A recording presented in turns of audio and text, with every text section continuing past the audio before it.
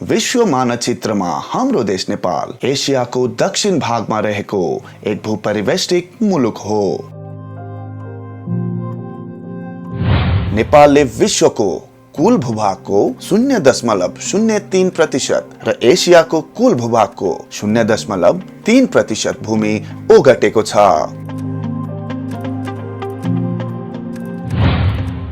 भौगोलिक हिसाबले अन्य धेरै मुलुकहरू भन्दा सानो भए तापनि हाम्रो देश नेपाल प्राकृतिक र बहुमूल्य खानीजन्य पदार्थहरूको विविधता र उपलब्धताको हिसाबले संसारकै उत्कृष्ट राष्ट्रको सूचीमा पर्दछ।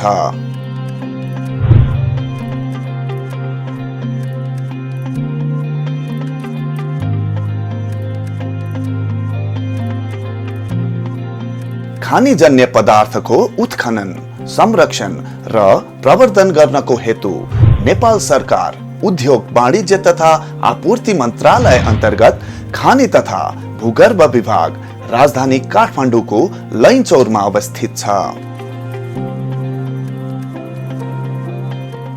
विभागको स्थापनाको इतिहास हेर्ने हो भने विक्रम सम्वत 1986 मा सर्वप्रथम तत्कालीन राणाहरूद्वारा नहर तथा जियोलोजी अड्डाको स्थापना गरिएको थियो। विक्रम सम्वत 1979 मा नहरबाट जियोलोजीलाई पृथक गरी खानी अड्डाको स्थापना गरियो। विक्रम सम्वत 2018 मा खानी अड्डाको नाम परिवर्तन गरी खानी विभाग नामाकरण गरियो। 2024 सालमा भौगर्भिक सर्वेक्षण विभागको स्थापना भयो भने 2033 सालमा खानी तथा भूगर्भ विभागको स्थापना गरिएको हो।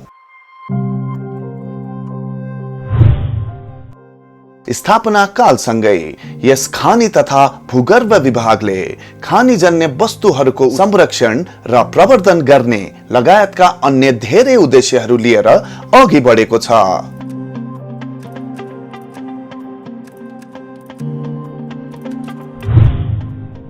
जसमा भौगर्भिक भू इन्जिनियरिङ तथा भू वातावरणीय नक्साहरू प्रकाशन गर्ने,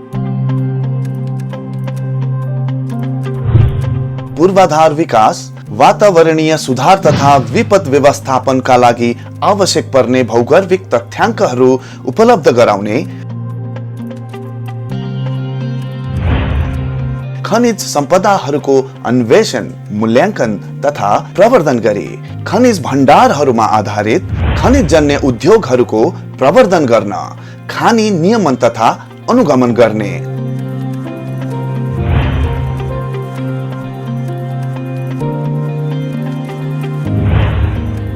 यसका साथसाथै खनिज खोज तलास एवं उत्खनन अनुमति पत्र प्रदान गर्ने, नियमित नियमन गर्नुका साथै आवश्यकता अनुसार कारबाही गर्ने,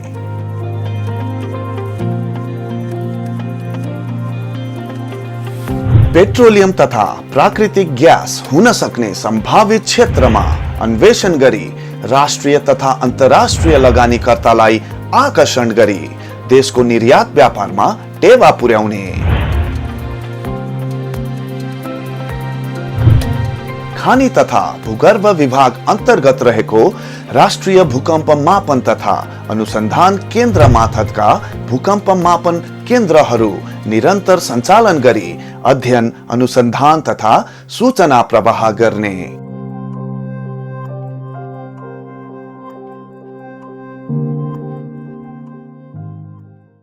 खानी तथा भूगर्भ विभागको स्थापनाको हामीले इतिहास हेर्ने हो भने यो चाहिँ विक्रम सम्वत 1986 मा खानी अड्डाको रूपमा स्थापित भएर विभिन्न चरण पार गर्दै 2033 सालमा चाहिँ खानी तथा भूगर्भ विभागको नामाकरण भएर यो हालसम्म त्यही कायमै छ। र यसलाई चाहिँ विभिन्न खानी तथा खनिज पदार्थ सम्बन्धी व्यवस्था तथा यहाँको भौगोलिक अध्ययन गर्नको लागि विभिन्न कानुनहरूको उसमा दायरामा रहेर काम गर्नुपर्ने हुन्छ र यो कानुन बनाउने सिलसिला लगभग 2013 सालदेखि सुरु भएको हो र त्यतिखेर खानी ऐन भनेर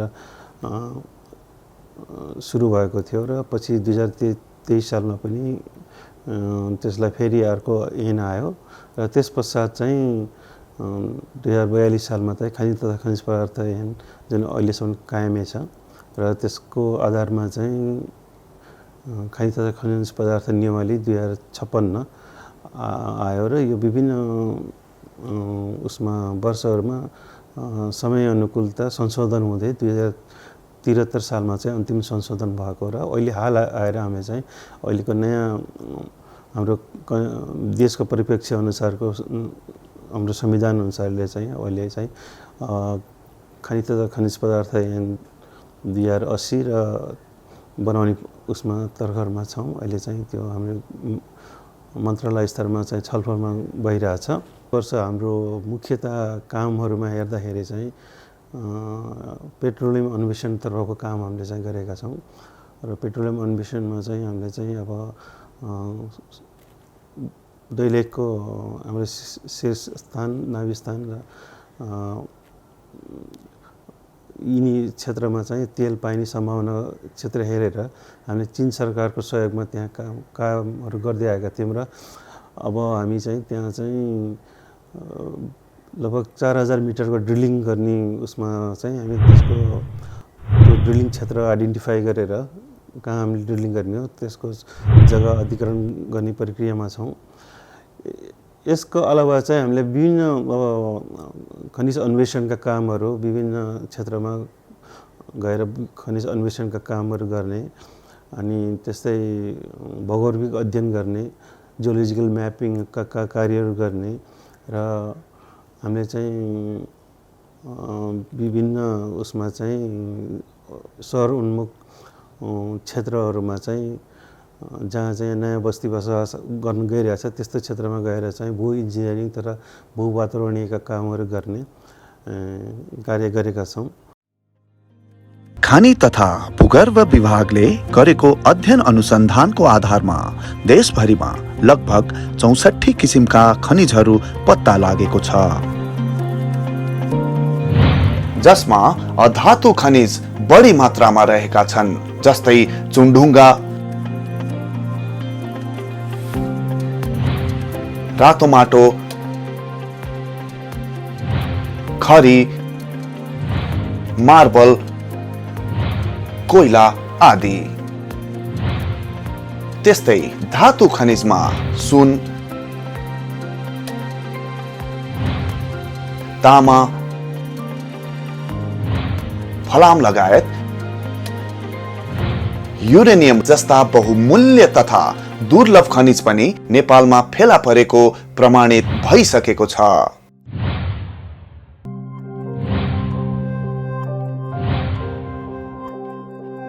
विशेष गरी अधातु खनिजमा पर्ने चुनढुङ्गा, जसबाट सिमेन्ट उत्पादन हुने गर्दछ।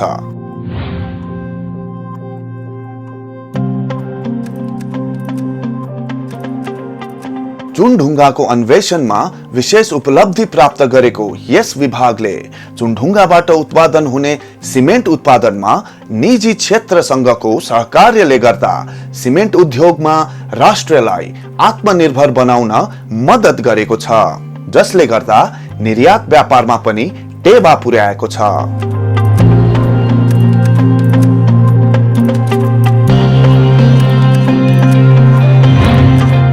त्यसै गरी सेरामिक टाइल बनाउने, वाल पुटिङ बनाउने, खनिज तथा मार्बल, ग्रानाइट जस्ता खनिजहरूको अन्वेषण र उत्खननको कार्य पनि भइरहेको छ।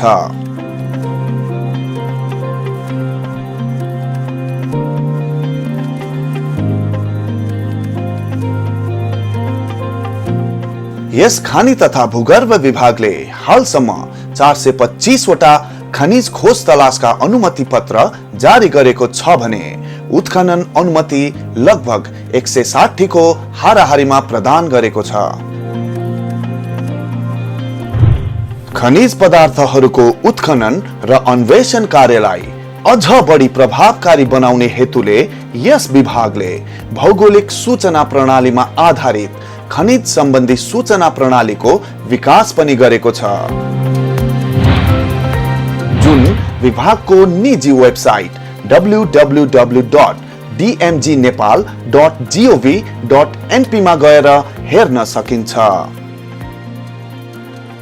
कार्य गर्ने खानी अनुमति तथा प्रशासन शाखाले खानी खोज तलास तथा उत्खननको लागि अनुमति पत्र जारी गर्ने गर्छ। खानी अनुमति पत्र जारी गर्दाखेरि एउटा निश्चित ठाउँको 4 किल्ला तोकेर अनुमति पत्र जारी गर्ने गरिन्छ। यो दुवै खोज तलास तथा उत्खननको अनुमति पत्रको हकमा। र यसरी अनुमति पत्र जारी गर्दाखेरि एउटा क्षेत्र अर्को क्षेत्रसँग ओभरल्याप हुने, खप्टिने समस्या भयो भने विभिन्न किसिमका वाद विवादहरू सृजना हुन्छन्। त्यस्तै कुनै खनिजको खोज तलास गर्नको लागि सर्वसाधारणले नै खोज तलास गर्नको लागि अनुमति पत्रलाई निवेदन दिन पाउने भएको हुँदाखेरि त्यसमा चाहिँ कुनै किसिमको विवाद कायम नहोस् भन्नको लागि हामीले भौगोलिक सूचना प्रणालीमा आधारित हाम्रो खानी तथा भूगर्भको खनिज सम्बन्धी एउटा सूचना प्रणाली इन्फर्मेसन सिस्टम डेभलप गरिएको छ, जुन चाहिँ हाम्रो वेबसाइटमा गएर सजिलै जसले पनि एक्सेस गर्न सकिने अवस्था छ, जसमा गएर चाहिँ हामीले देशको कुन भागमा कति क्षेत्रमा कुन खनिजको लागि कुनै कम्पनी अथवा कुन व्यक्तिको लागि कहिलेदेखि कहिलेसम्मको लागि अनुमति पत्र जारी गरिएको छ जस्ता कुराहरू बेसिकली जान्न सक्छौँ। नेपालमा पेट्रोलियम जन्य पदार्थको सम्भाव्यताका लागि पनि यस खानी तथा भूगर्भ विभागले पेट्रोलियम अन्वेषण कार्य पनि सुरु गरेको छ।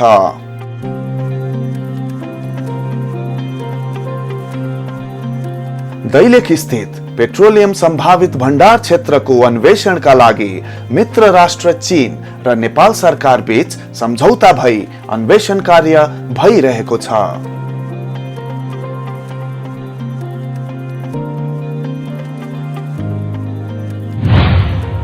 यसका अलावा यस खानी तथा भूगर्भ विभागले खनिजहरूको अन्वेषण कार्यलाई पनि तीव्रताका साथ अघि बढाएको छ।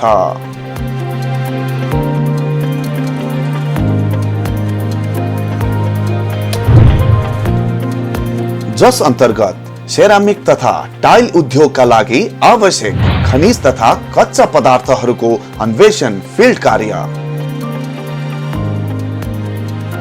टाइल्स, कलर पुटी लगायत अन्य प्रयोजनमा प्रयोग भइरहेको डोलोमाइट अन्वेषण, नेपालमा करिब वार्षिक 4 अर्बको आयात भइरहेको ग्रेनाइट खनिजलाई आयात कम गर्ने उद्देश्यले ग्रेनाइट खानीको सम्भावित क्षेत्रको प्रारम्भिक अन्वेषण,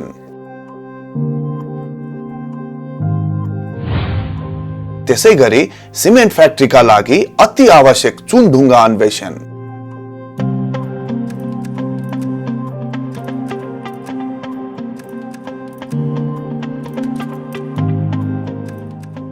तामा अन्वेषण प्रमुख रहेका छन्।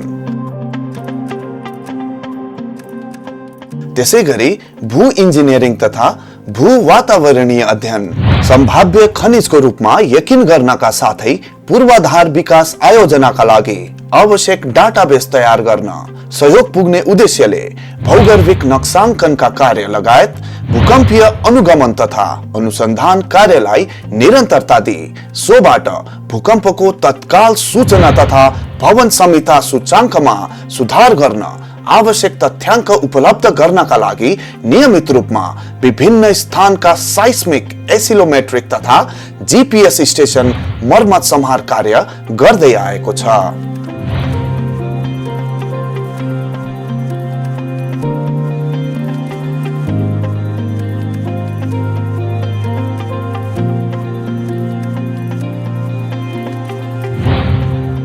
पहिरो तथा गोग्रान वाहन अध्ययन तथा अनुसन्धान अन्तर्गत विभागले विभिन्न स्थानहरूमा सम्भावित पहिरो जोखिमको पनि कार्य गर्दै आएको छ।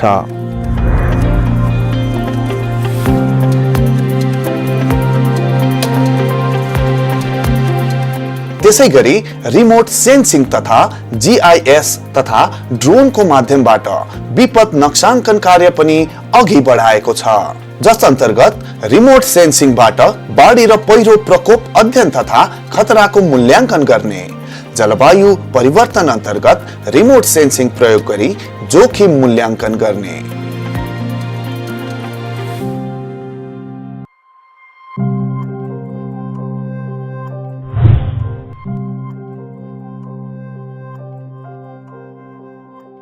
खानी तथा भूगर्भ विभागले खनिज पदार्थहरूको अध्ययन तथा अनुसन्धानमा थप विस्तारको लागि प्रयोगशालाको सेवा पनि उपलब्ध गराएको छ।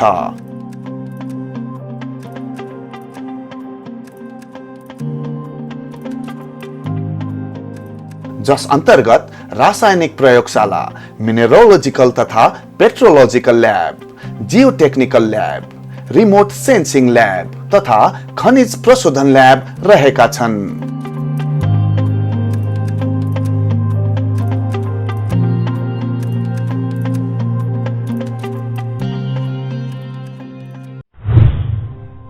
शहरी भूमि प्रयोग र व्यवस्थापनका आधारमा शहरी विकास व्यवस्थापनलाई बढाउने तथा प्रकोप प्रतिक्रियाको लागि आपतकालीन म्यापिङ गर्ने कार्य रहेको छ।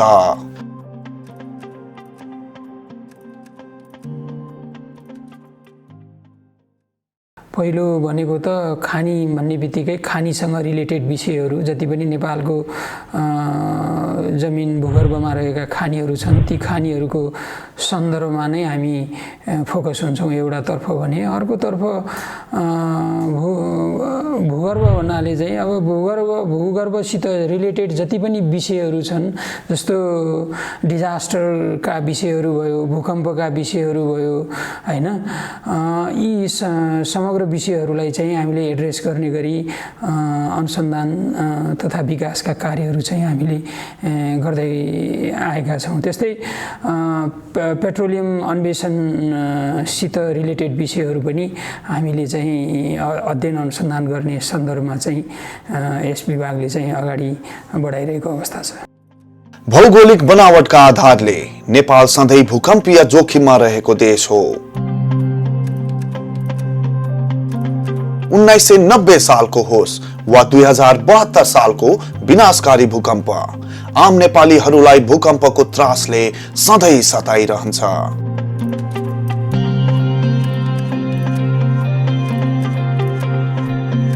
खानी तथा भूगर्भ विभाग अन्तर्गत राष्ट्रिय भूकम्प मापन तथा अनुसन्धान केन्द्रले भूकम्पीय जोखिम न्यूनीकरणका लागि कार्यहरू गर्दै आएको छ।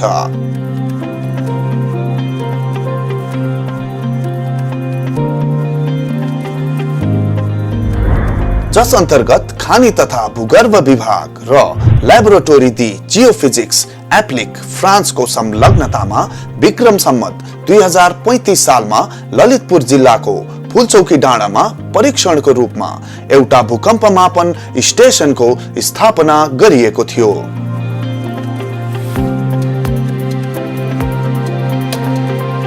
तत्पश्चात सन् 1980 मा नुवाकोटको ककनी र मकवानपुरको दामनमा साइस्मिक स्टेशनको विस्तार गरी खानी तथा भूगर्भ विभागमा रहेको भूकम्प मापन प्रयोगशालाबाट भूकम्पको व्यवस्थित निगरानी तथा मापन कार्य सुरु गरेको हो।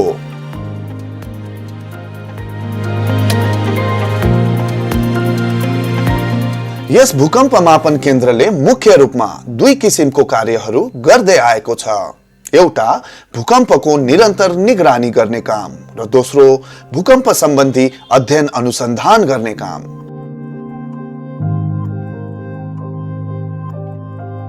हाल राष्ट्रिय भूकम्प मापन तथा अनुसन्धान केन्द्र अन्तर्गत नेपाल भरि 42 वटा साइस्मिक, 51 वटा जीपीएस तथा 36 वटा एक्सलेरोमेट्रिक स्टेशनको सञ्जाल मार्फत भूकम्प तथा भूविस्थापनको निगरानी मापन तथा अध्ययन अनुसन्धान गर्ने कार्य गर्दै आएको छ। 42 वटा साइस्मिक स्टेशनहरूबाट प्राप्त आँकडा राष्ट्रिय भूकम्प मापन केन्द्र लैनचौर काठमाडौँ र भूकम्प मापन केन्द्र वीरेन्द्रनगर सुर्खेतमा रेकर्ड तथा प्रशोधनको कार्य हुने गरेको छ।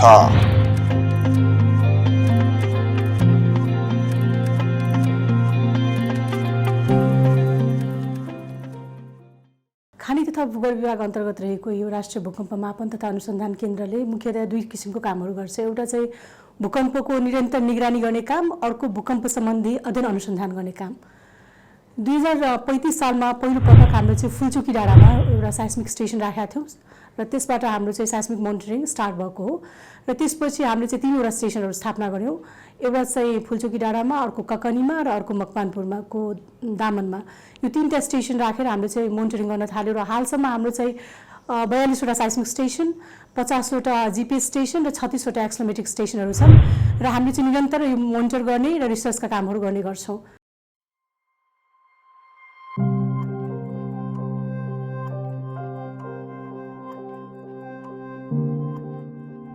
खनिज पदार्थहरूको उत्खनन लगायत भूकम्पीय जोखिम न्यूनीकरणका साथसाथै खनिज प्रवर्धन गरी उद्योग स्थापनामा टेवा पुर्याउनका लागि यस खानी तथा भूगर्भ विभागले सिमेन्ट लगायत अन्य खनिजजन्य उत्पादनमा देशलाई आत्मनिर्भर बनाई व्यापार घाटा न्यूनीकरणमा प्रमुख भूमिका खेलेको छ।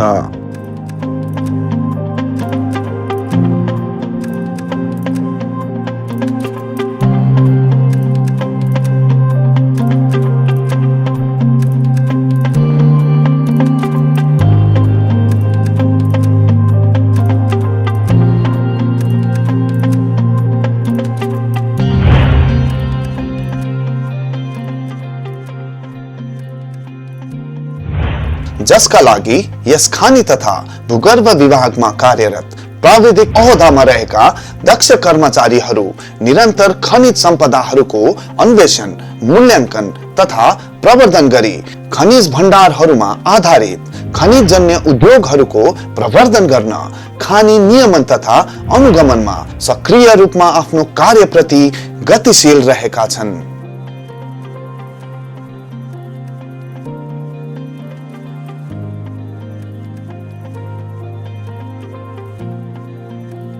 खानी तथा भूगर्भ विभागको कुरा गर्नुपर्दाखेरि यो चाहिँ वास्तवमा नेपाल सरकारको धेरै नै पुरानो विभागहरूमध्येको एउटा विभाग हो। यसको इतिहास चाहिँ धेरै पुरानो छ। अब त्यही सिलसिलामा यसको जुन सङ्गठन संरचना छ, सङ्गठन संरचना विगत लामो समयदेखि परिमार्जन हुँदाहुँदै अहिलेको अवस्थामा आइसक्यो। अहिले हामी सङ्घीय ढाँचामा गइसकेका छौँ। तर सङ्घीय संरचनामा गइसकेपछि पनि सङ्घीय मोडल अनुसार चाहिँ हाम्रो कार्यालयहरू चाहिँ स्थापित भइसकेको छैन। अहिले हामीसँग 3वटा महाशाखा र 3वटा केन्द्र अन्तर्गतको 25वटा शाखाहरू यी केन्द्रबाटै नै सञ्चालित छन्।